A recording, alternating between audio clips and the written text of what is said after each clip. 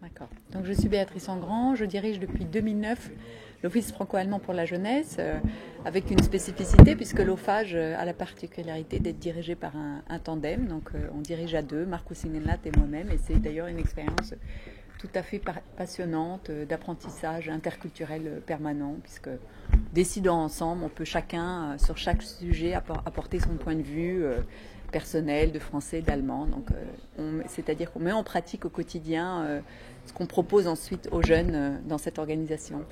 Alors, l'Office franco-allemand pour la jeunesse a pour mission de soutenir les échanges de jeunes, principalement entre la France et l'Allemagne. D'autres pays, évidemment, sont possibles pour les projets, bien sûr. L'idée, c'est par en fait une grande diversité de projets qui ont lieu dans le domaine scolaire, universitaire, la formation professionnelle, finalement de créer un sentiment d'appartenance à l'Europe, de créer un sentiment de citoyenneté européenne. Donc notre angle, c'est pas de dire aux jeunes faites des projets, vous allez devenir citoyens, c'est plutôt d'accompagner des partenaires qui montent des projets pour les jeunes, artistiques, culturels, etc., qui déclenchent une affection pour l'Europe et donc ce sentiment citoyen européen. Finalement, ce qui garantira l'avenir de l'Europe, c'est l'attachement des citoyens à ce continent ou à cet espace.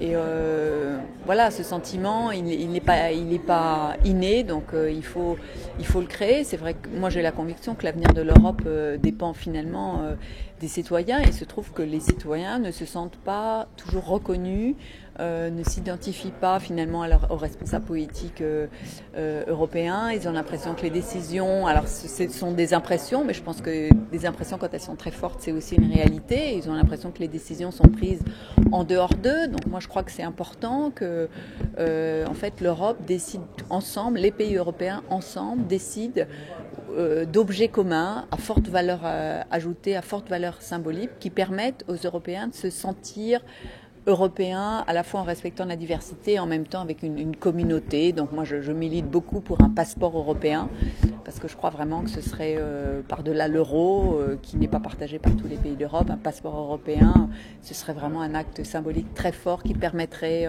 l'adhésion. Parce qu'effectivement, l'Europe c'est pas gagné, donc il faut que les citoyens s'engagent. Et s'ils ne s'identifient pas, ils ne s'engagent pas. Voilà, moi j'ai l'impression que sur le plan individuel, quand on évolue dans un ensemble, c'est évidemment toujours mieux de se sentir à l'aise dans cet ensemble-là, de sentir qu'on y a sa place, que son histoire, qu'on s'inscrit dans une histoire. Donc le sentiment européen, il sert vraiment à ça, finalement, à permettre à l'individu de s'inscrire dans une lignée, de se projeter aussi vers l'avenir. Et puis s'il est partagé, il permet aussi quand même une cohésion.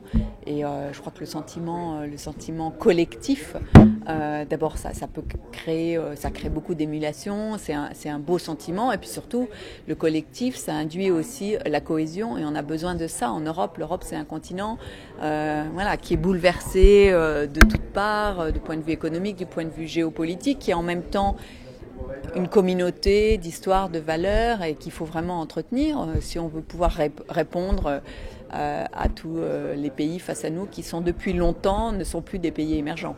Ah, je veux l'Europe, oui.